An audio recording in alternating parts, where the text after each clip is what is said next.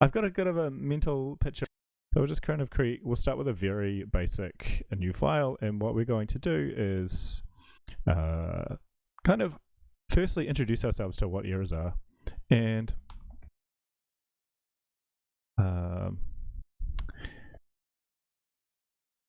so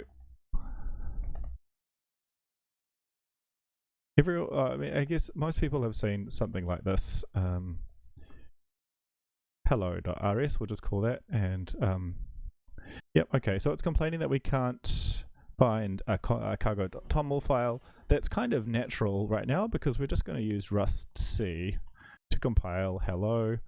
That does that, and actually inside our little thing we've got a little executable. Now, what is an error? And I don't mean this in a philosophical sense. I actually kind of do. Like, I apologize for starting with a philosophical kind of rant. It's probably a bad way to go. By the way, if you have done Rust before, introducing a panic into your function is the same as you're actually returning this kind of crazy divergent type. But that's kind of a trick for actually experienced players. Now, the terminal inside VS Code doesn't support readline, so I'm just going to manually clear it, and then I can compile again. So compile hello, and I run it, and then we get this panic thing.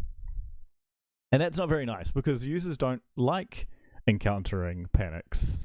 A panic is a crash, but it has some semantics which can be altered. So, but that's not super necessary for now. To understand the distinction, but we can kind of opt in to a few extra bits and pieces depending on what the facilities the operating system provides us. So actually we won't talk about stack frames right now. If anyone wants to talk about stack frames and what a stack frame is, they're welcome to know. What we now is what we want to do now is cargo new dash just. I'm going to VCS none because I don't really want a version control system, and then I'm going to do like file error. Now errors and results happen to occur most often when you are dealing with I/O. Now, first of all, like, what is I/O? So we'll just add definition. So, if you are relatively new to programming, the term I/O, it's used as input output, and it specifically refers to input output not of a function, but of, not function arguments, but of devices, things interacting with a program from the outside world. And I'll put that in inverted comments because it's still inside the computer. It's typically things like files and the network are input output. But again, it doesn't relate to anything to do at all with your with like functional input output. I'm going to just bring up an example, something I sort of prepared earlier from the live book that I have mentioned in the stream very early on. And in particular, I'll just add it to the chat again in case anyone missed out.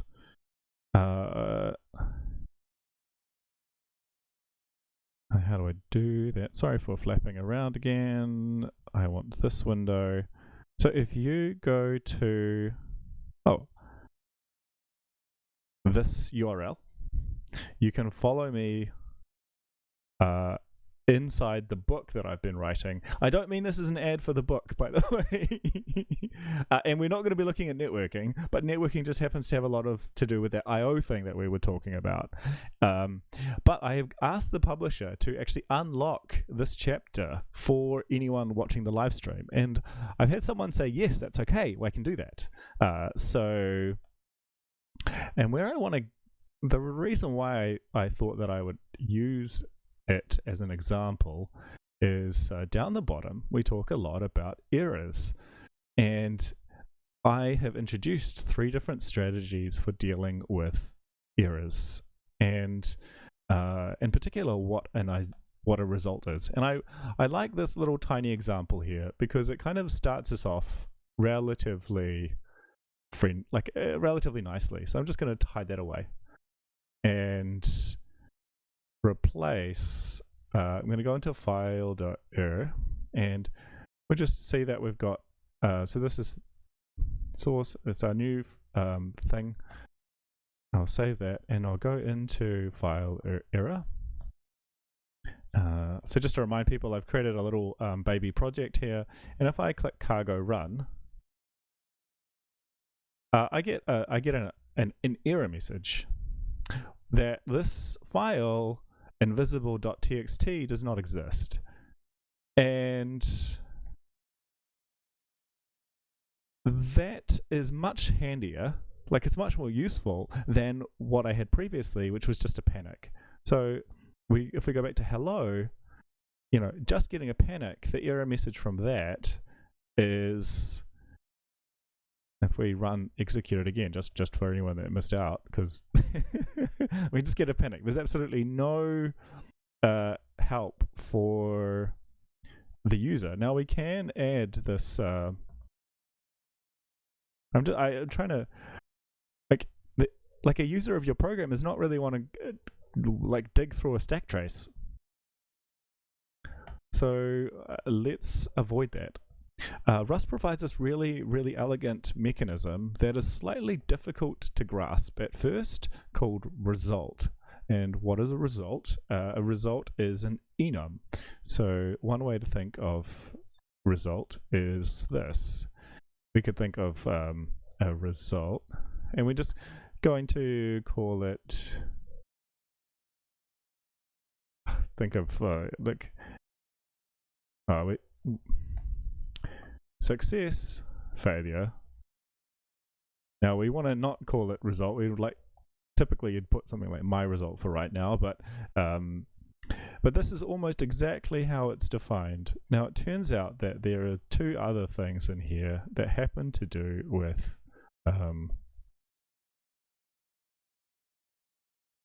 generic types. And so it turns out that every given results type can have a success variant, and it's actually called OK, and an error variant.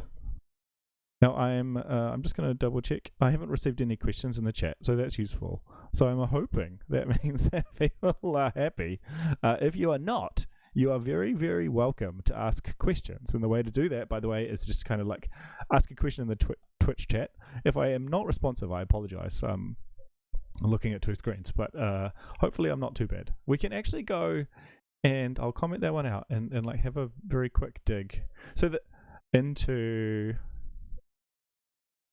how this thing is defined, and you'll see that it's almost exactly the same as what I just did, except we've got these extra annotations, which are actually inside the compiler to say that. So we could almost get rid of all of this rubbish, and what we have is OK and error.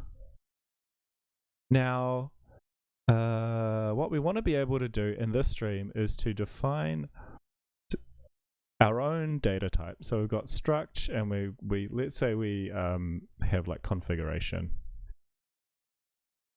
We have a configuration thing, and it's source file, and then we have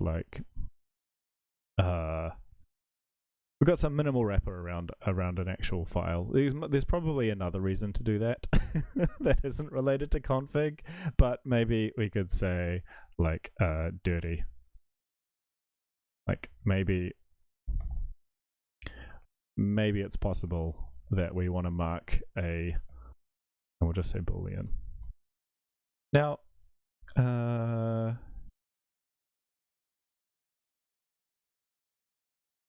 what the name of the game here is to be able to figure out how to implement error for config, because at the moment this thing doesn't really know how to be an error or be a result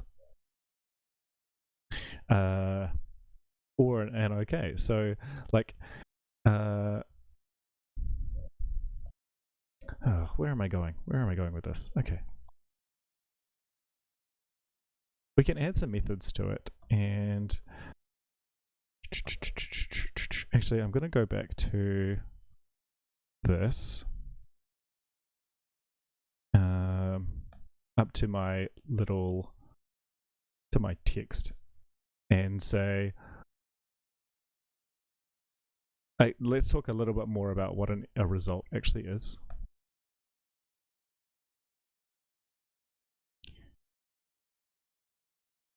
I'll hide that view, at least I'll attempt to.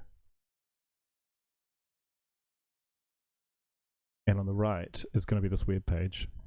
Now, so I'm talking a lot about.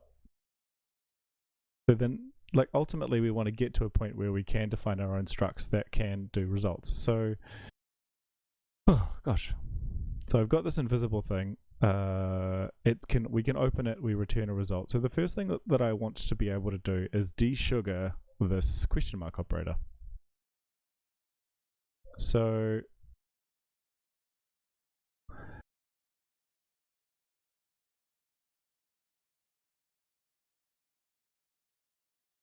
file to open returns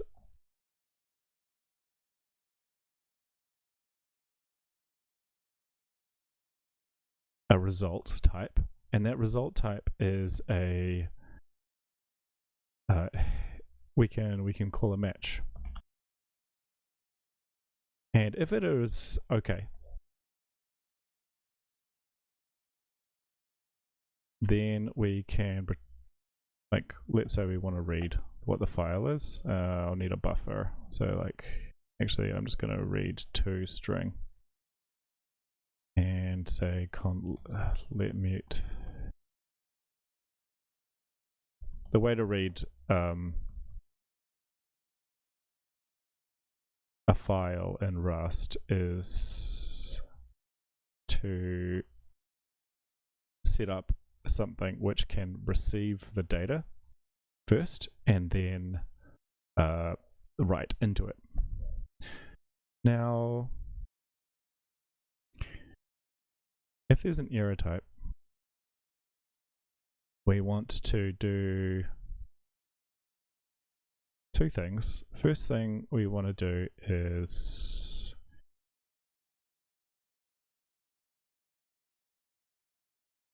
print out first thing we want to do is print out the error. So we'll do that with print line. Actually, we'll do ePrintLine, because ePrintLine prints out to standard error. And then we'll use this debug syntax to make sure that there's a human readable version of what we're going to say. And then we want to cleanly exit. So how do we cleanly exit? I'll go into the Rust documentation and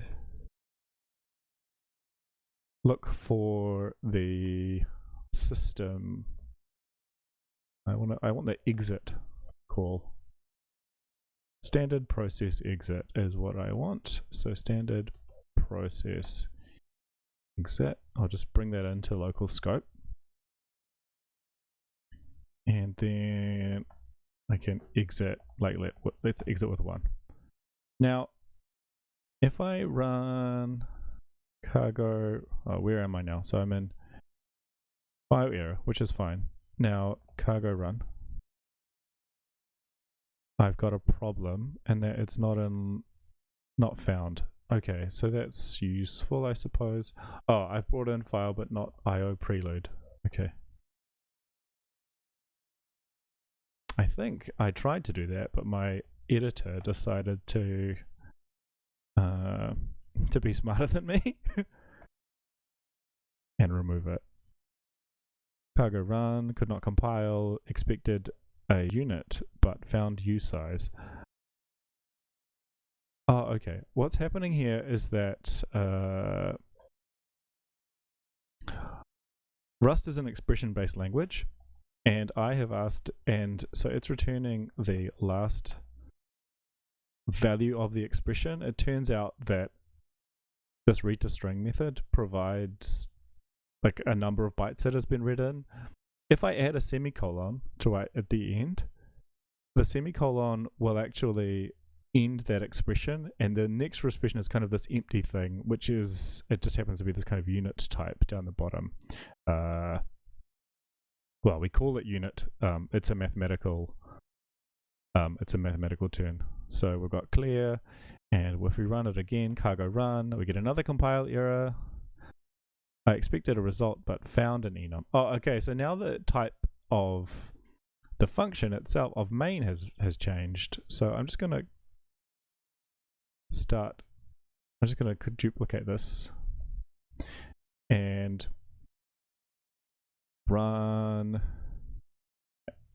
so that I can bring it back later if I need to. Another compile error, not found in the scope, expecting a type here because of type description. Cannot find the value buff. Okay, so turns out that Rust doesn't have keyword arguments. So my editor was trying to be nice. Cannot borrow if is mutable, is not declared as mutable. Maybe if okay, thanks Rust, you're being really helpful. Now I wonder if this will be enough.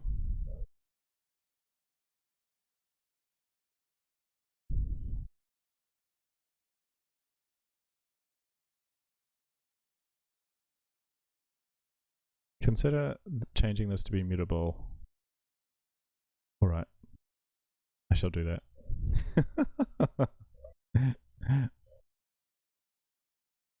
Get rid of this one so that there's more space to look at what we're actually doing. There is, okay. I feel like Rust should give me more help here. It should know that I'm just like not feeling it today. My Rust coding is definitely shitty. Okay, great. Yay! OS. There we go. We got no such file or directory. But, and if we do echo $? We get the error code that we wanted, which is 1 if we change this. Now, this ugliness, this match maybe if thing, is how we used to do it back in like 1.0 Rust. And now we have this question mark operator. So the question, I was like, what is question mark? Question mark is actually a little bit less than what question mark is taking the match that we and doing it as a macro. It just happens to be the case. So what the hell is the question mark? I should I will just in case you're like looking at this because you've never seen Rust and you don't know what on earth is happening. I'll replicate what I have already done. So I keep trying to use readline inside the terminal, and I don't understand. Oh, hey, I got another follow. JNASH. I love that. Thanks very much for hanging out. It's I really appreciate it. Now, if I do cargo run again, I get a whole bunch of problems with the thing not compiling, which is my, it's my favorite thing. What I need to do is wrap OK in a unit. The unit is kind of a nothing type. It's, if you're kind of closest that you'll get in Rust to void, you'll notice that actually we get the very similar. Oh, I've got some warnings about unused imports. That's fine. We get a very similar output message with using this question mark as we do with doing it all ourselves. And so this, to me, illustrates one of the virtues of Rust, which is that the Rust compiler engineers started with what was a workable but a bit of an ugly, and again the same error message, a workable language. So, and then figured out where are pain points that developers are having and how can we increase their productivity. So one of the things I really, really enjoy about Rust is that you have the ability to influence the language and for it to grow in a way that increases your productivity. And I think that's quite useful. Now, in actual fact, the comparison between these two versions it's not quite accurate, because if I wanted to be completely fair, I wouldn't have done this reading into a string and so forth, but I thought that was fun. Anyway.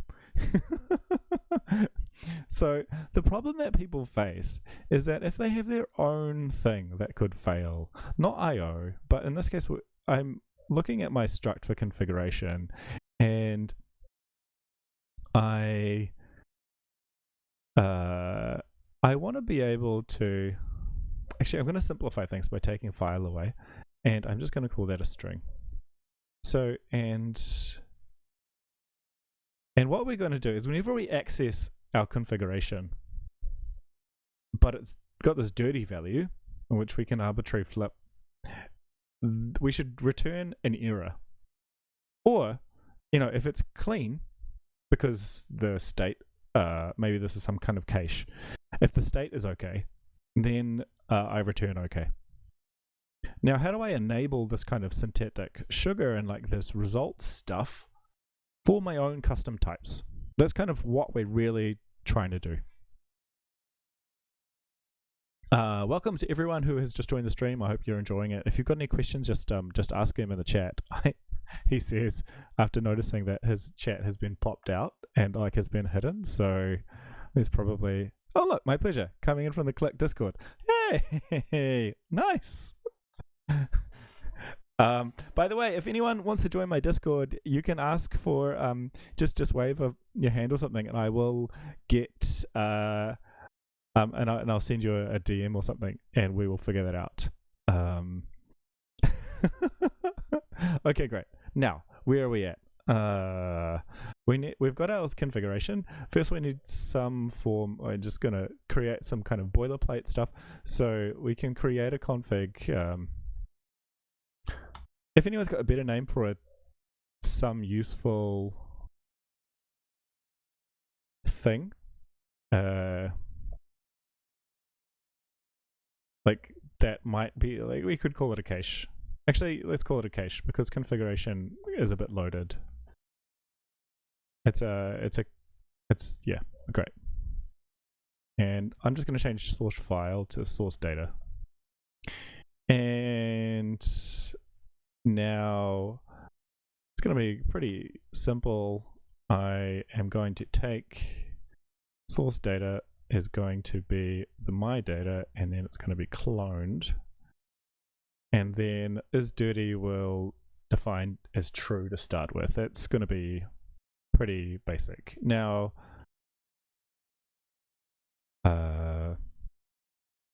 actually, like, I'm also going to update the ability to update the data and self, and so this is going to take a mutable reference to the struct. So mutable, and then its self data is data, and self dot is dirty is false. Now I'm also going to create a flush method, which, so now if you've ever used a file system, you'll notice that they usually have like a flush, which means don't return until you can guarantee that the data is actually physically, like, the electrons have sent themselves into the hard disk. And for whatever reason, that is called flush. And I'm thinking about it now. It seems like a strange thing to do.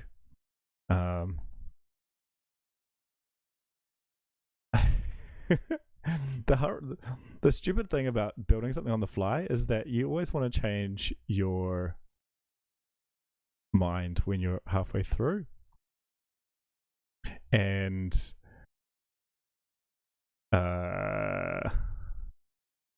value, and we'll just actually I'm just going to be lazy, and I will explain what I'm doing here later. And this one is we're going to return a result, and that will be a string, or it's going to be another string. And this is not a good way to do Rust. Whenever you see string in like 5 places, it means that you're attempting to use idioms from a dynamic language in a strongly typed language. But we're going to pass. Now we're just going to say, like, if self is dirty, return garbage. So, and I kind of feel like maybe we should do some kind of strange encoding, or like base 64 of some kind of state. And otherwise, and it's error. Oh, actually, we can do something a little bit cuter, which is using match again. So if we're dirty, and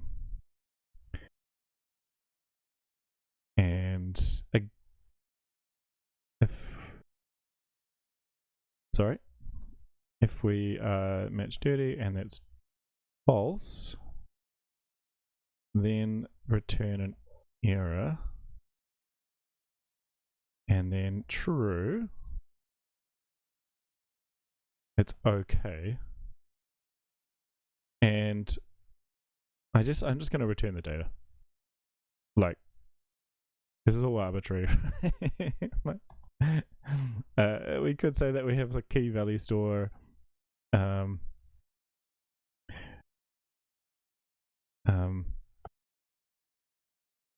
Let's not validate the password. Now, this isn't really enough, but we will try and see if this will get us there. The problem is that our results don't compose with other results, and this is going to sound really odd at first, but allow me to explain as we kind of go along. Discount sounds good. Great. Yeah, flush is dirty. Sounds like the first programmers were plumbers. A Discord link. Okay. Standby caller. Actually, I will create a Discord link that only lasts, like an invite link that will only last for about a day. And so if you are coming at this in a recording, you're going to have to give me a note. You're going to have to ask for an invite personally. I haven't added I haven't created a public invite thing because it's all for people that are interested in the stuff that I do. I've got quite a close-knit community in there, but the link that I've just posted in the chat will enable you to join. So there we go. I am going to get back on track eventually. I also want to make sure that the stream is relaxed and everyone's feeling comfortable. And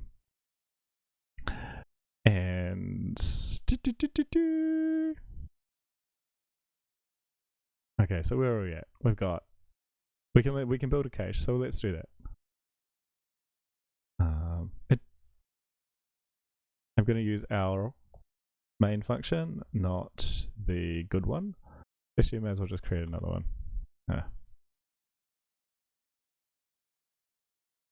So we've got our super cache. We could give it like awesome DB. I didn't know that. And so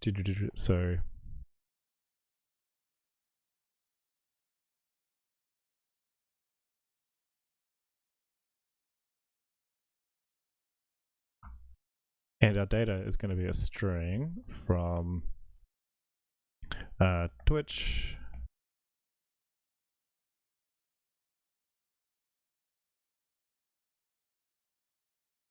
And so just to kind of labor the point, and I apologize for doing so.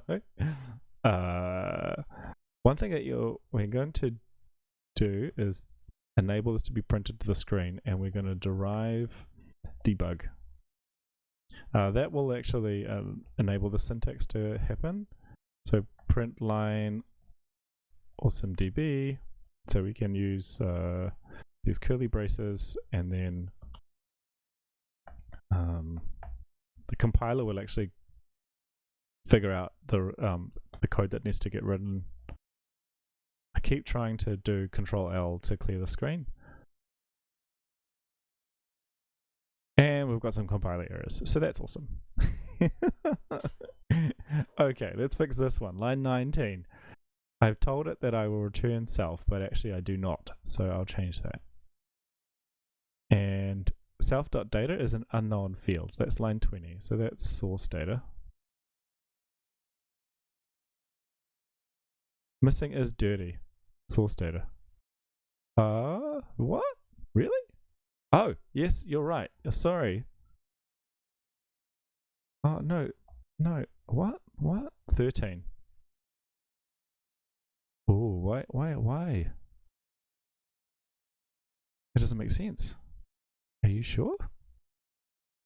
I don't believe the compiler. I'm going to get rid of this. Okay, case data.clone. Why do you not think that this is not source data? I don't understand. Chat has been paused. Okay. Welcome everybody. If you're new to the stream, if you're just joined us, we're talking a lot about errors in Rust at the moment, and so welcome. hopefully, don't you need the name in there? Probably.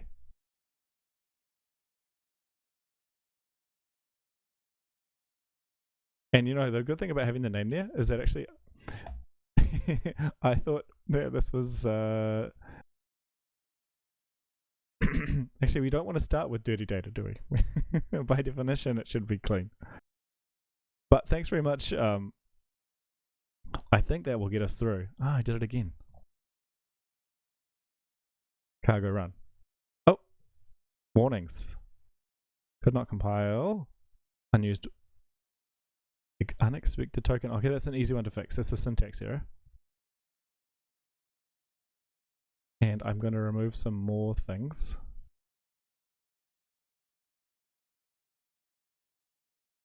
By the way, for anyone who is relatively new, if you scroll in the chat, you'll find a link to oh, there we go.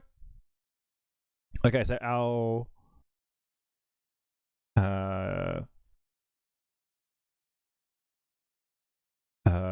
cache works. If you scroll back, you will find a link to a chapter of my book on Rust that we're sort of informally going through right now.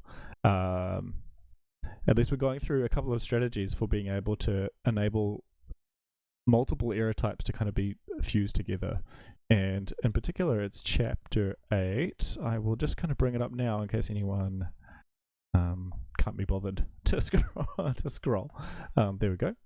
This isn't not trying to pump the book too much, but it is free for you. I've got the publisher to unlock the content of that chapter for you, for anyone that's watching actually. So that's yours to play with. Now, where are we at? Okay, awesomedb. We will just kind of confirm. What about?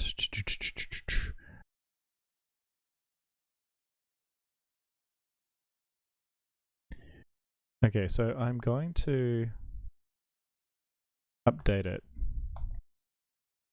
and I'm going to update it with some JSON. No.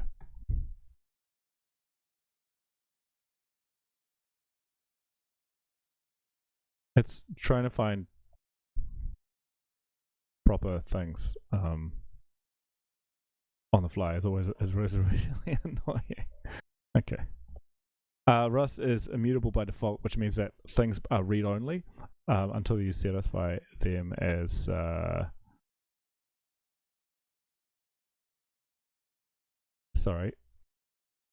update true is dirty false. So I got some logic errors there. That was because I was thinking in my head that they is clean and is false. Okay, great. So now so Rust is immutable by default. That means we need to specify something as mutable, which means read write, before we can actually touch it. Now that we've got our update method, we want to get and we'll send in a dummy password, and that's another string which we will call my name, because that's easy. Now if I run the example again, I get hello again. That's strange. It should have broken. Gosh. This is when you feel really silly. Okay, is dirty. Oh, I did it again. Ugh, gosh. This is one of the reasons why I've got like a different rant, which is that booleans are like not a good data type. Because you can always get it wrong. A better way to do this in Rustland would be to have, by the way, I'm getting off topic, I don't mean to.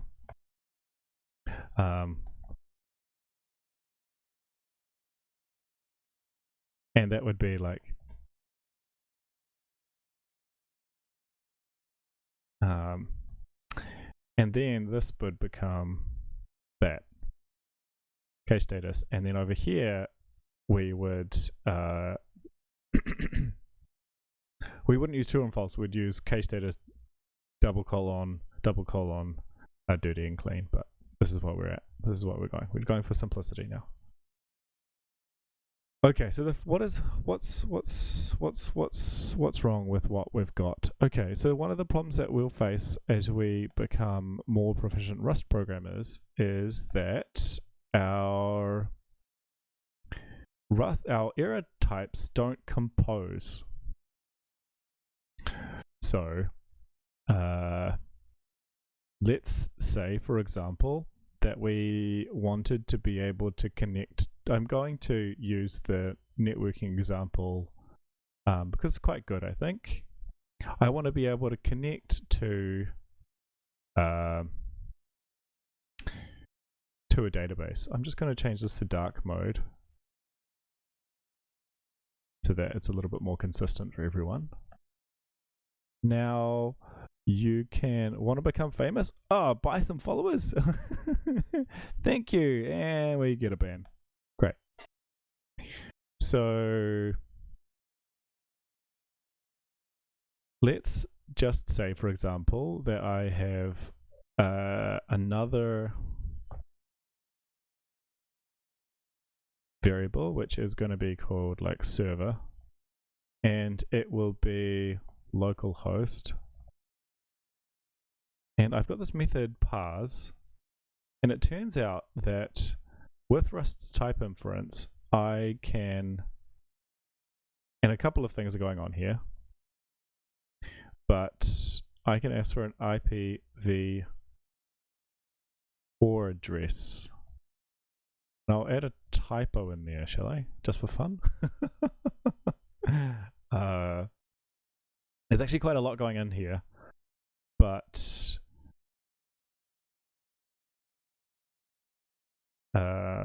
we can get through this. It's a problem because quite often you'll get errors from different places, and you will like them. You'd like to be able to treat them in sort of a similar way. I'm going to use this IO preload again, and the where does IPv6 address come from? Let's find out. IPv4 address is a different type.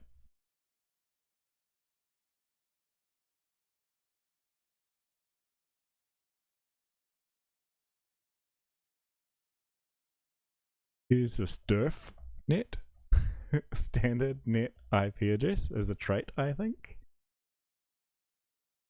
And I also want IP address 4, and that is a struct, as long if my memory is correct. Oh, so actually IP4 IP address is an enum, which could either be a IPv4 or IPv6. That's great. Yep, useful. And it turns out that this particular type, IPv4 address, has this kind of cool thing where it can kind of overload methods in, I say overload. It can implement a trait which kind of extends strings to be able to parse them. And you'll note that, let's say that we want to write what we have in our cache to disk, and in some sense, like, this is kind of a trivial trait example, but hey. We want to store something from, no, we can conceptually think of this as we're trying to extract something from a server, load it into a cache, and then write that to disk. That seems like something that we might want to do. And we'll just call this like cache dump. Now it turns out that this won't work. I think, at least. If it does, I'm going to be very, very confused. And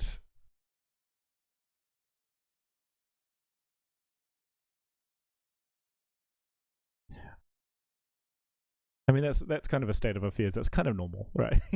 A little bit of confusion. And let's try and compile this. So we're not actually using server anywhere now, and we're not even using file yet. But we can try. Let's just try this. So f.write. Oh, hey, just be hi. We can just write the server. Actually, do just because we'll create our stupid. I feel like we need a reason for this to be there.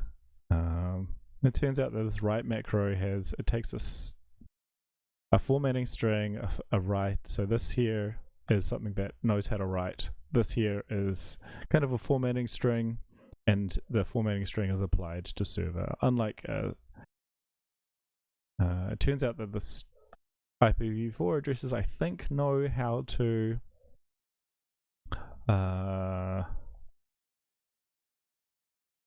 write themselves to the console, and let's find out. I don't think that this should not compile. If it does, I'm not a good Rust programmer. Okay, first of all, we don't have file in scope, so that's actually an error that I didn't think about, but that's easy for us to resolve. And we've got some others. Now, these ones are also going to, that's a weirder error. Consider importing. I feel like that's what I just did. Oh, there's a typo. What do you mean there's no stirred?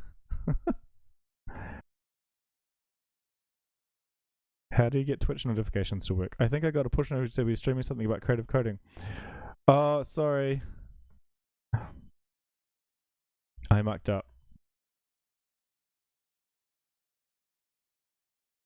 I made a mistake and didn't update the notification. So I apologize for everyone that's coming for creative coding. I will get. You can look at the previous stream. I also have a YouTube link for that video. I apologize. It's shaken, not stirred. Yeah, perfect. Okay, now this is actually the error that I wanted to get to. And this is the fact that two results are actually not friends in many ways. They are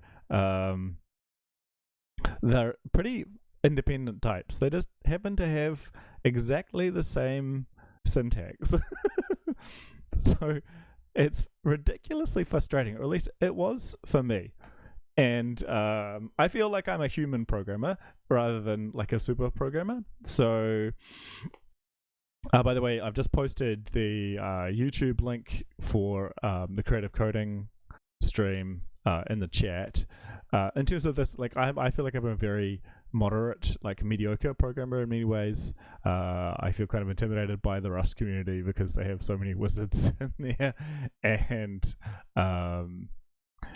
but let's talk about errors. Okay, so we have two problems. If we ignore a lot, all the stuff down the bottom for now. So just for everyone's benefit who's just joined us,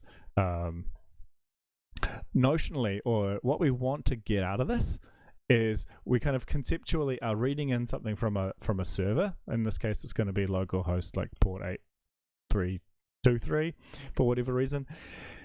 And we are going to read some data. We're going to push it into a cache, and I can even maybe do that, but we're just going to say we pretend read from, and then we're going to write out. We're going to dump the contents of our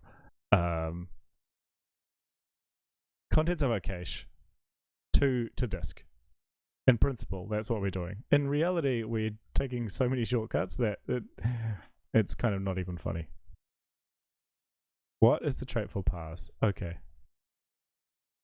That's a really, really good question, Just B. And I'll get to you very soon.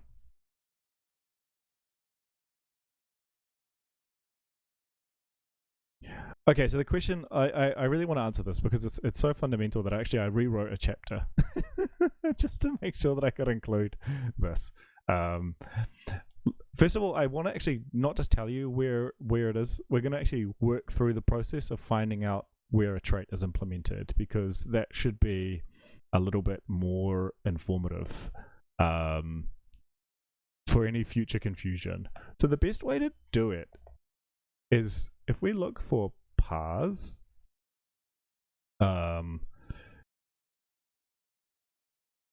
we kind of have a hunt. And one thing you might notice is that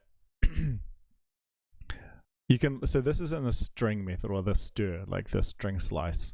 And you'll notice that if here is constrained by the from stir trait. And it turns out that that is all we need. Oh, actually, no, it's not quite. Well, it just happens to be the case that it's from stir, but it turns out that it's actually called through parse, and so what you need to implement is from stir, even though you don't actually call the from you don't actually call the method that you implement from stirring. But so the way to do it, I find, is take the method that you're looking for, try and find the oh look, actually it says right here, can parse any type that implements the from stir trait. So it kind of cheated, like but you can look up the function that, the method that you're interested in, try and find its trait bounds, and that will normally provide you a hint with what you need to implement in order to satisfy its constraints, right? Hopefully that answers that question. So now where were we? We had this problem that we actually, I'm going to bring this out because this is kind of interesting. So the error that we have is a bit opaque, and it says that we cannot convert a address parse error into a standard IO error. But actually, that is a mask to what's actually happening. What's actually happening is that, so Rust has added some implicit behavior in here, which is that if it doesn't know, it will automatically attempt to convert things to the type that you have defined up at the return. In some instances it does. So how do we manage this? We have told our method, like we've defined our main function, and we've said that it will return, like the error type will be standard IO error.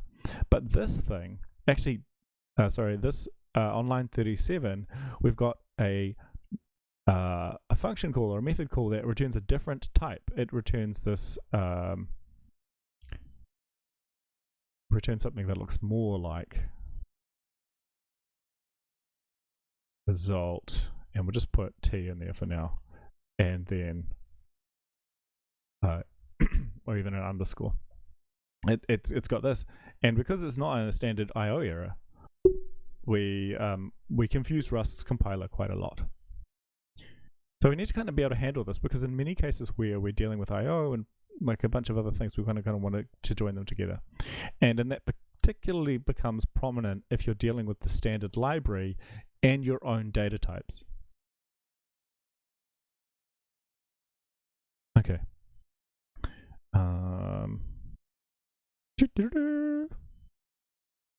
Now, where are we at? I'm just kind of collecting my thoughts slightly.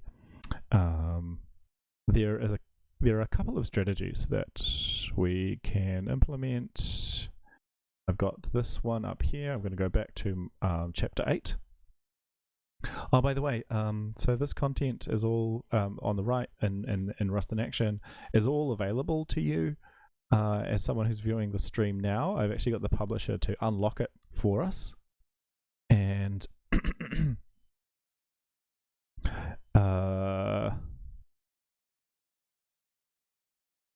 then we so you can kind of play around with yourself if you want to kind of work through all of this. So one option that we have is using a trait object. Now, you may ask, what on earth is a trait object? That's a reasonable thing to ask. But I'm just going to show you how it magically fixes things before I explain how or why it magically fixes things. So, and that may not seem super satisfying, but we'll get there. So the first thing that we need to do is bring in this error trait into local scope, because a trait object is something that implements a particular trait. It turns out that the magic syntax that we need, and he says this because it's not actually magic, it's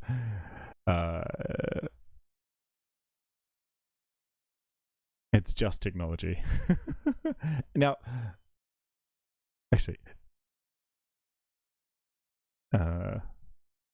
box error. Now this is going to seem a bit dumb or a bit silly. Now I'm also going to, this will fail at runtime probably. It will probably also fail at compile time because I'm not a good programmer, but hopefully this will fail at compile time. Oh, great. Actually, yeah, so there's a couple of things happening. First, we've got lots of compile warnings, but if I do compile, I'm just going to clear, so the bottom I've got my terminal, I'll clear the thing, and I do cargo build, it compiles. And so if I do tree dash r, there's a whole bunch of rubbish, but there's my source.main, and so target, I have a file error executable right here. Now, ignore all of the rest of the stuff for now. Keep trying to clear the screen with Control L. I should figure out how to enable readline shortcuts inside the terminal for VS Code, but I have not done so. Now, cargo, if we run, so that's in target debug file error, we get this address parser error. Now that's actually a different error than I expected. It's blown up immediately right here, and it said that this is not an IPv4 address. So if I remove the port and just put localhost, I believe what we will run, I need to recompile. I'm just going to do cargo run, which builds then runs. I need to include some different syntax as well. With a similar name exists, and I've got a typo in there, which is always perfect. Okay, we still have the same warning. I'm a bit confused because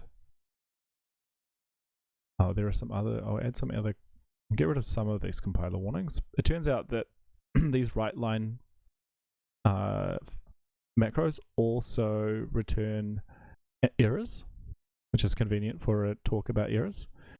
And I'm going to get rid of this compiler error by saying we actually ignore the password parameter, and I'm going to allow dead code, and I can silence that warning as well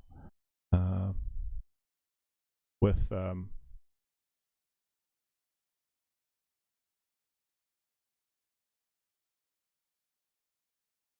just a hint to the compiler in the beginning of my screen. Okay, so now I've only got one warning. I don't need this. I'm just going to get rid of it as well. Okay, so now I shouldn't get compiler errors, which is what I want, and I apologize if this is really boring. Now I need to figure out why on earth this is not parsing. Let's try this. 127.0.0.1. Okay, great. Now we're filing it at a different plot, which is that this one doesn't exist. But you'll notice that adding this box thing like automatically made it work. And what we are doing, and bear with me here, is we are trying to tell Rust to accept a result that has anything that implements the error type. So I do not mind if it is an IPv4 address, or if it is a standard IO error, or it is my custom error type. So this one here is actually a custom error type as well. It just happens to be that we use string as a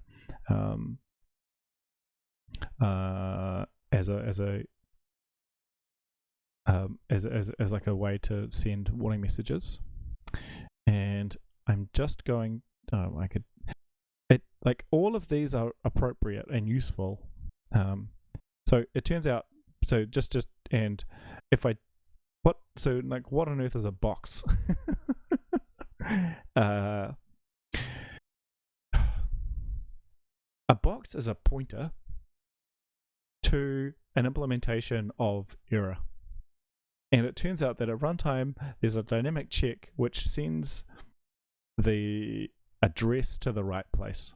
Now, normally in Rust, if you're doing sort of ordinary day-to-day programming, you don't need to worry about whether or not you're dealing with pointers. It turns out, though, that in this case, we need to send the control flow to 3 different places depending on what actually gets called. That could be parsing. That could be parsing IP addresses. It could be opening files. It could be generating or reading data from our sloppy cache. Now, what else do we have? Okay, so now we've got, so this is one strategy. There are a couple of others. Now, there are some disadvantages in using trait objects, and that one of the big ones is that you lose the the ability for the compiler to actually reason about the actual concrete type that is being like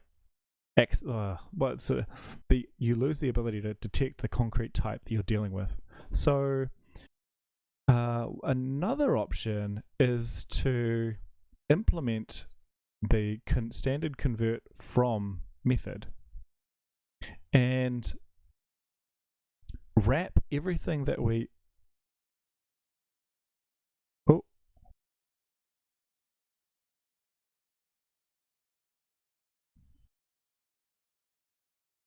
sorry, if you're with me, I've just received an error from Twitch telling me that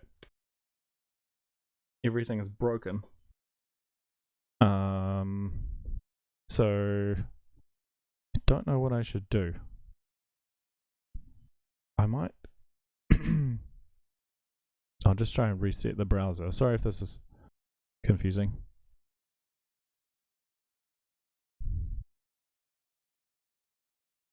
Oh yeah, okay, so apparently I'm still live. That was awkward. Okay, so we're going to implement the second strategy, which is that and I apologize if I wasn't extremely convincing about the extremely convincing about why trait objects were bad. In practice, it's actually quite useful. So I like them more than other people do. Now let's go with our second strategy, which is to kind of define a wrapper type that goes around everything, and we can say that this is the other one is that we also need to be able to wrap our own result. And so I'm just going to change this one. So this one is our get method, and then I'm going to create another struct in here, which is it's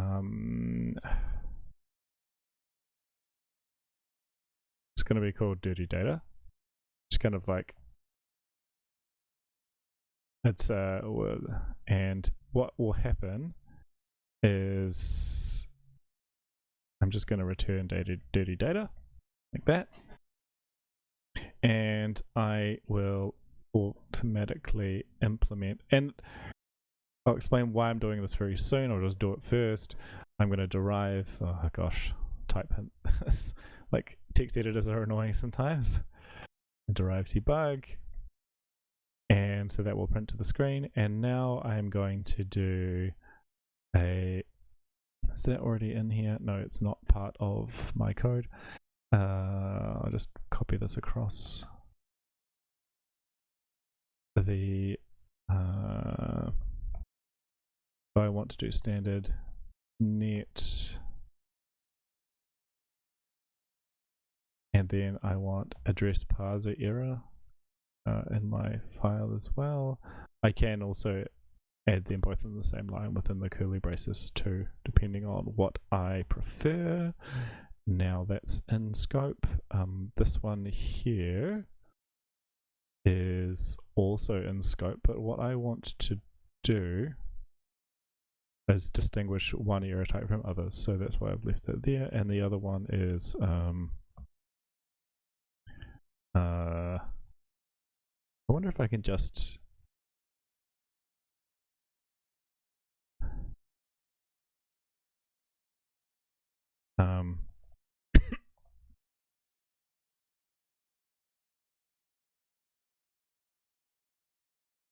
now I can replace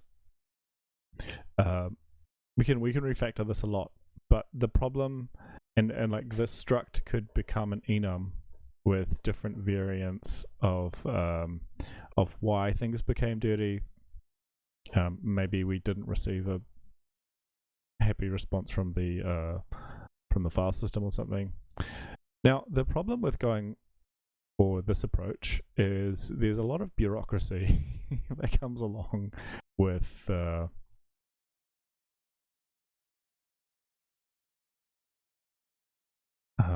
Great. So we're still getting the. So we're doing this other one. Now we need to change the type that we are turning from this one to our own type. So this is error somewhere, which is not a great name. Now we get these other issues that we need to convert. We get the same thing that we did originally, which is that we aren't able to convert between different error types. So let's find out how to do that. And if I can go, we've got display, there's some formatting problems which I should fix. And to do what I need to do involves implementing this from trait. Now, what on earth is from? From just enables one type to be used as another type, and then Rust will automatically convert them when it needs them. Now, I'm pretty sure that it's actually implicitly included in local scope, so maybe I don't need to bring it in right now. So we're doing two things. So from IO error, so this is actually, I'll change that so that works for my code, and then this is not upstream error somewhere, and then just change all these around so that I can kind of convert them. It's annoying because there's all this bureaucracy, but we need to convert all these other traits. What this will do is it'll take the original one and then kind of like stick it in the right place. And we've got a third thing that we need to do. Does from into cause allocation? No, it does not. Rust is quite smart about, well, I should say, not usually.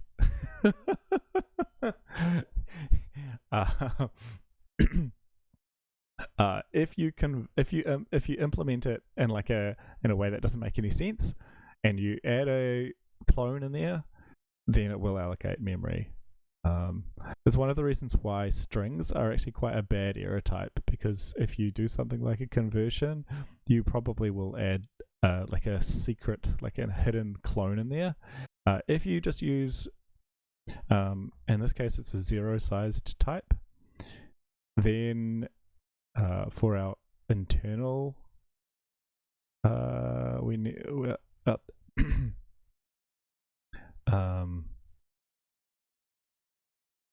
our internal. Sorry, I'm just thinking about this. We need to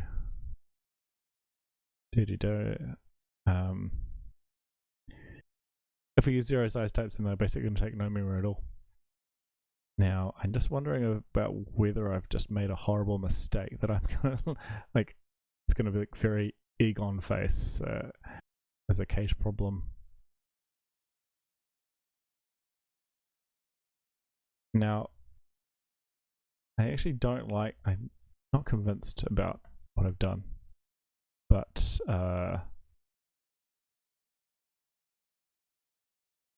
that's okay. Okay, so actually what we have got is the trait is not implemented for are you sure? I thought that we just did that. Here it is, standard address parse error. It's probably some other problem with my conversion.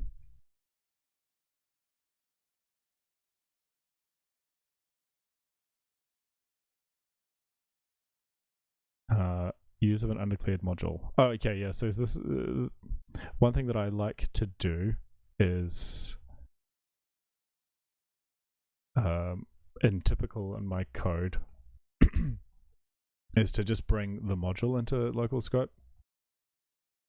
So use standard.net, and that will kind of save me some typing later on. And I've done that here as well. If I can use the full path, it's more explicit. The compiler is happy, but it's not necessary. But I don't want to use two styles in this code, so I'm just going to keep everything quite full and somewhat ugly. Now, this is a different error. I expected a function pointer, but I got a different function pointer. Now, that's a confusing error if you don't know what a function pointer is. A function pointer is just a function definition. It turns out the implementation and the inside of and yeah, whenever I got like if you see fn as a main, if you see just a standalone function, it is a function pointer. Now, let's figure out how to fix this. Firstly, I want to do, I'm going to fix that compiler error. So expected a struct, but I found a different one. Okay, so 40. Oh, okay. Basically, I didn't, oops. I copy pasted things all the way through. Okay. So this is our second strategy. What we have done is we kind of built it up. We've kind of built the wrapper type around all of our types. And now I've also said, like, there's a heap of bureaucracy involved with these wrapper types. And so I've got some good news for you, and that is someone has taken the time, and Jane has taken the time. I'm trying to who goes by the with the nickname Ya, and she has made it much simpler to to be able to create like these wrapper types. And so I would strongly suggest that you look into this crate, Aya, or Jane Eyre. I'm not sure. I should figure out how that's actually pronounced. So that one's in here. And the other strategy is this type, the type alias. Sorry, not type, the trait object strategy. And there are some kind of gotchas with the trait object strategy, and that one can be resolved with another crate. And so what I've done in this stream, or at least I've attempted to do, is kind of demonstrate what Rust does and how in quite a slow and kind of relatively gradual way, and trying to add some complexity and resolve it, and then demonstrate that you can, or not demonstrate, but at least provide you some options for either doing things yourselves, and in this case, we can also like leverage some other infrastructure or some kind of technical infrastructure provided by some third-party crates. Those third-party crates, though, are not necessary, but they are useful, and so I thought it would be more helpful to explain things in full. Now, there is a third strategy, I believe, but it's a bit rubbish. I've got this thing, like another thing you could do is just unwrap. Now, if you have used Rust before, you will know that this is not really a strategy for dealing with errors. It's just back to where we started, which was causing panics in runtime code. And that's no fun for anybody. A third strategy is we don't return errors at all. If there is a problem, we crash. Now, sometimes that, like, not regularly, but sometimes that's what we want. And so that's available to you as well. You can opt in to just breaking up with the compiler and with the language, and resorting to to unwrap. So I hope that you've enjoyed the last hour and a half together. I'm sorry it's been a bit jumpy. I have really enjoyed hanging out with everyone, and I'm happy to answer any questions. Otherwise, I might wrap up.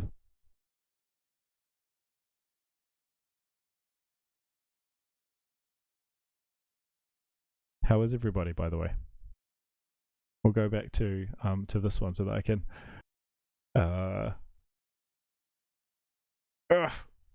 stretch without looking embarrassed in front of the screen, in front of the camera.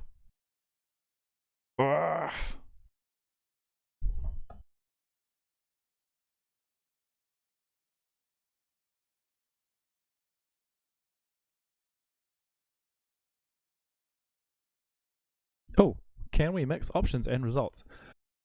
Just a second, I'm just going to sneeze. Mute, where's the mute button?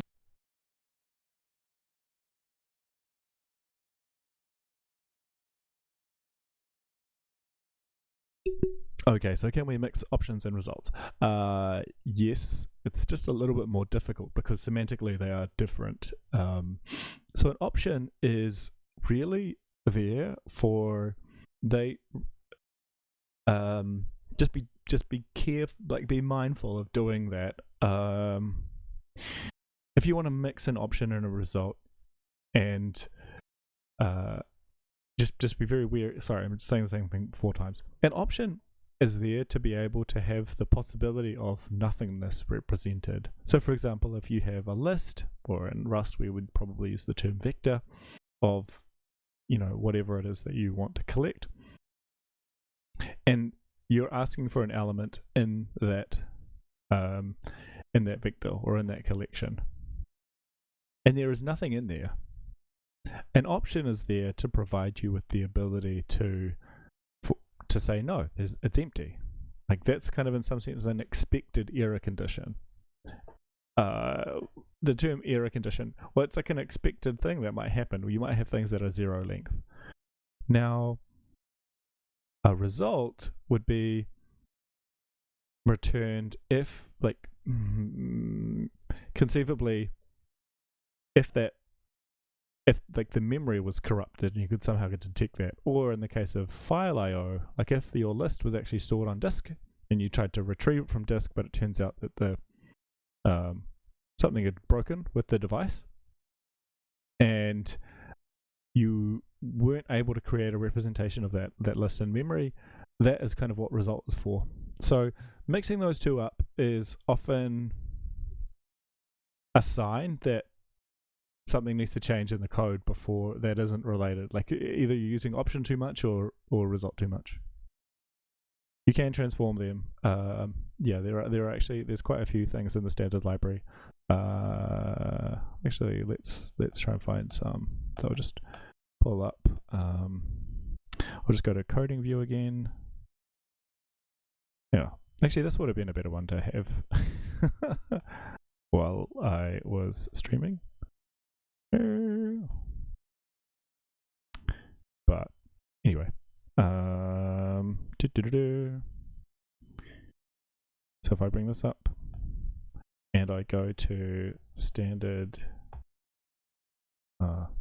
oops, that's not what I wanted, and I find option and probably got an into, oh, there we go, 4, okay.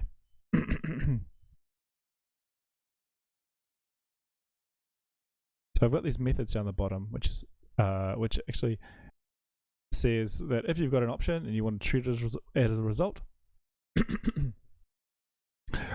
then there you go. Now, again, my view is that if you're applying these conversions in your own code, it probably means that you've got an option that should have started as its life as a result, or you have a result that should have started its life as an option. Do you have any other questions, anybody? Happy to answer them.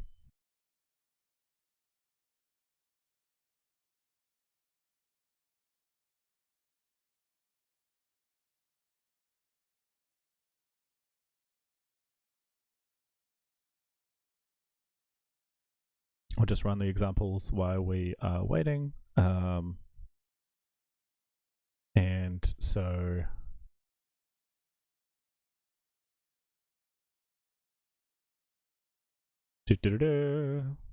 bang, that's pretty easy. We have something available. Oh, if your function returns option question mark only works with option. Oh, sorry. If your function returns option only works with options, same with the result. Okay, right, yeah. So we get into the same problem that we just kind of got ourselves out of with. So the question is, let's see if I can create an example that I think is what you mean. So I've got work, and work returns option.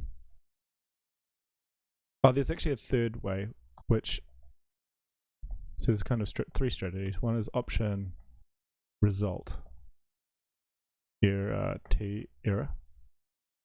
So there's that is scenario. Let's say scenario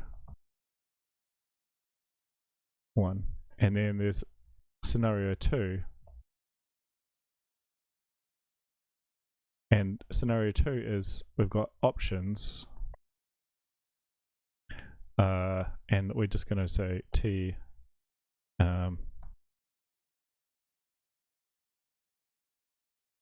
It's some. So it's actually just that, and it's like a plus.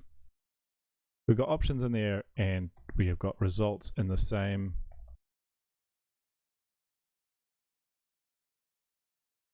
In the same function, or at least, yeah. So I was going to say that we've got. I'm just going to use integers, and we're sort of doing our work, and we're returning sum 42, and we're doing our, and then function. We're doing IO, and this returns a result, and we're just going to return I32s as well. And this one we're going to return an error.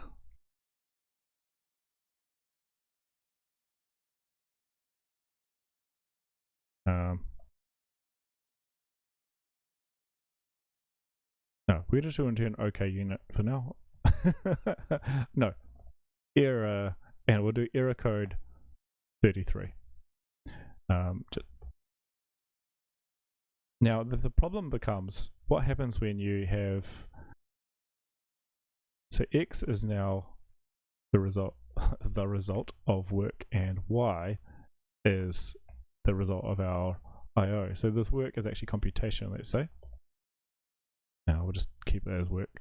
And what now we've got a result and an option in the same function. So we can't really return result plus option. That isn't available to us as a type. Like that doesn't exist. So what do we do? What first thing we could do is actually let's see what happens if we try and compile.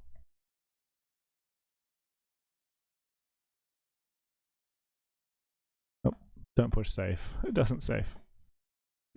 Okay, so it's saying, look, I really expected that you. Oh, that's a different problem. I push save again. That doesn't help.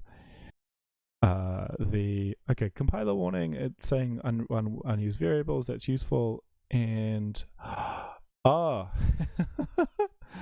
okay, because I don't return them. Actually, that's fine. Now, but let's say that I wanted to return result. And I can't even do my trick earlier, which was I somehow want to be able to like join them together. This is not something that's possible, so I don't think I should try very hard. What do we have with y? We just got told, so we know that y returns result. But this work we could we know that we can turn it into a result. So X is an option, Y is a result. Just going to suffix. Oh, actually, you know what? I'm going to add type annotations so that it's really clear what's going on, so that we can just. And Y is a result, and I've got this unit thing and then another number. So, and it happens to be the case that this will be an error. Now, let's say that we want to return this type for whatever reason. Oh, there's a, yeah, great. Okay, cool.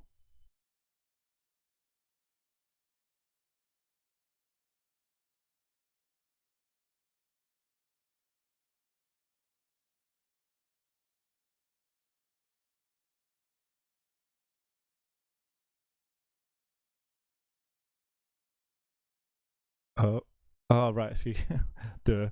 So these are not options of results. They're one or the other because I've now used the question mark. So that just defeats the whole purpose. So now it's saying that I can't convert chat power. Where am I going? The function options at same result. We want to be able to convert them one to the other. Now, earlier on in the stream, we converted. We added some conversions, and so my sense is that we can convert option 32 to a result, and we're just going to do that by, we want to convert option I32. Oh, which way do we want to go? So we want to start here.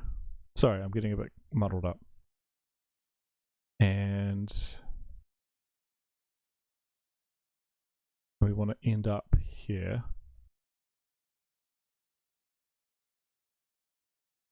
And so we start with option. The types look a bit crazy. The moment, and it turns out that if we do the conversion implicitly like this, then with the question mark, we will so one way we could do it is match on option.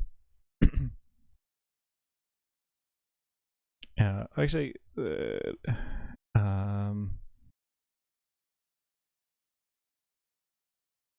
I wonder if this will work. I'm just going to say or 99.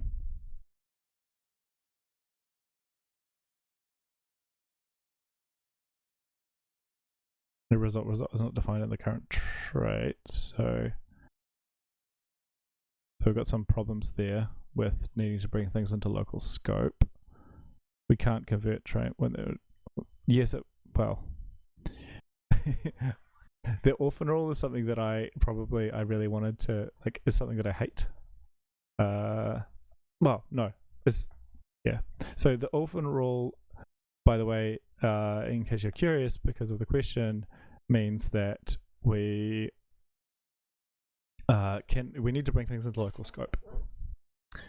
Now, why is this confused? There is a oh, I need a use statement in there. That makes sense. Standard result is not defined in the current create options. Define and implement new type or new type. Everyone's like, use, add, use, add, use. Now, I am confused about what I have done wrong, but send a result.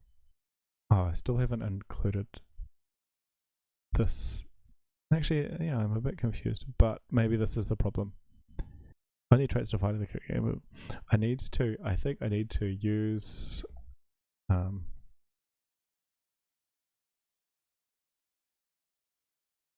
need to actually bring keep pushing Control S. No, that was not what I need to do. Oh gosh. It's like in my I really want to figure this out now. But I'm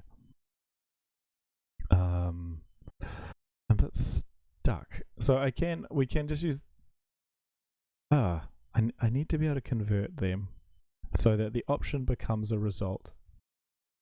And if I'm from an error,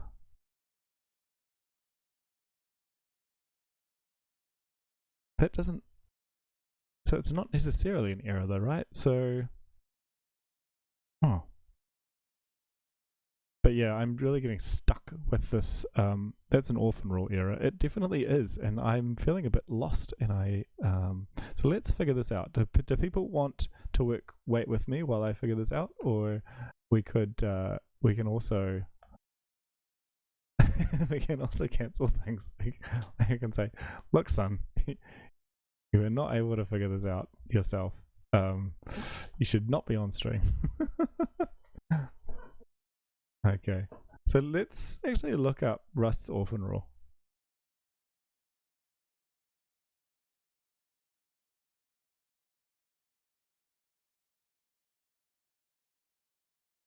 Now, the problem is that we need to be able to writing two input blocks that overlap, right?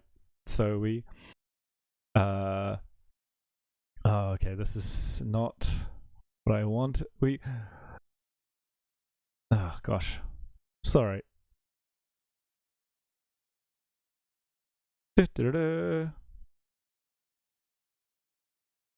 the problem is that we need to be able to enforce.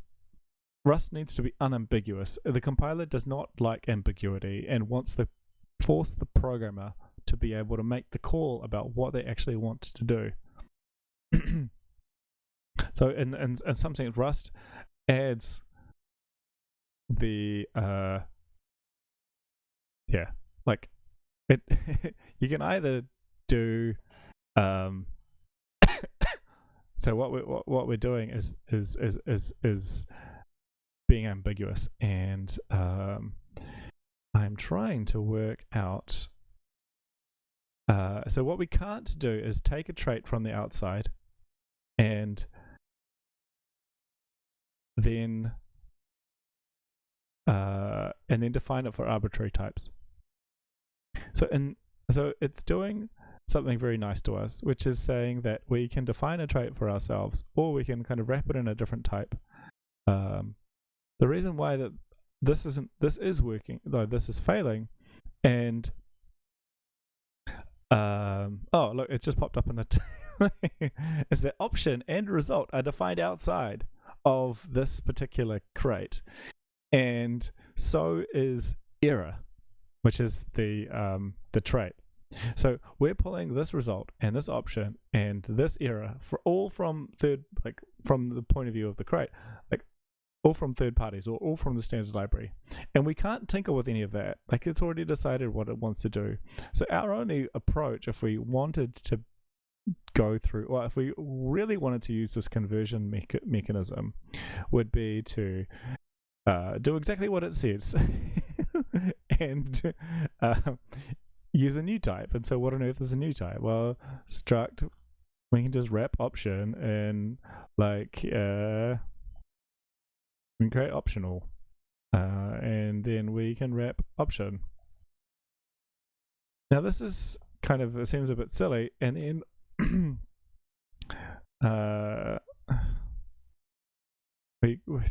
well, no, it becomes a bit ludicrous. So we're not going to go with that strategy, I don't think. I'm starting to lose my voice, so maybe I should park the stream there. I will get the recording, I think, up on YouTube. Actually, I may redo this because I was a little bit unhappy with how we started out.